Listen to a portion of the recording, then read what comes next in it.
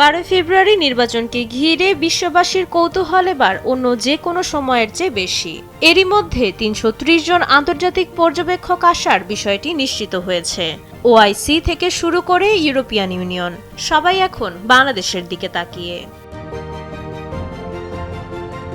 পরিসংখ্যান বলছে এবারের চিত্র সম্পূর্ণ ভিন্ন। 2024-এর বিতর্কিত নির্বাচনে আন্তর্জাতিক পর্যবেক্ষক ছিল হাতে গোনা।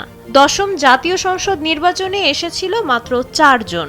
11তমতে 125 এবং 12তম নির্বাচনে সংখ্যাটি ছিল 158। এবার সেই সংখ্যাটি ছাড়িয়ে গেছে 330 জনে।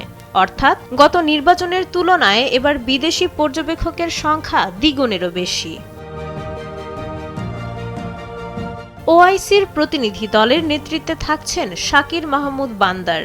এছাড়া Asian network for free elections থেকে 28 জন, কমনওয়েলথ থেকে 25 জন এবং যুক্তরাষ্ট্র ভিত্তিক IRI ও NDI এর প্রতিনিধিরা থাকছেন এই তালিকায়। শুধু সংস্থাই নয়, 16টি দেশ এবং ডেমোক্রেসি ইন্টারন্যাশনালের মতো নামকরা সংস্থার 32 জন বিশেষজ্ঞ ব্যক্তিগত পর্যায়েও নির্বাচন পর্যবেক্ষণ করবেন। 330ই শেষ নয়, সংখ্যাটি আরও বাড়তে পারে। ভারত, অস্ট্রেলিয়া, কানাডা, ব্রাজিল ও ফ্রান্স সহ বেশ কিছু দেশ আমন্ত্রণ পেলেও এখনও তাদের চূড়ান্ত তালিকা পাঠায়নি। এসডিজি সমন্বয়ক লামিয়া মোর্শেদ জানিয়েছেন, ফেমবোসার মতো সংস্থাগুলো শীঘ্রই তাদের প্রতিনিধির নাম ঘোষণা করবে।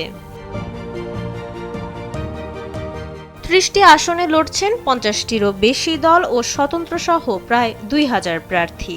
একই দিনে অনুষ্ঠিত হবে জুলাই জাতীয় সনদ নিয়ে ঐতিহাসিক গণভোট। সব মিলিয়ে উৎসব আর শঙ্কার এক টান টান উত্তেজনা।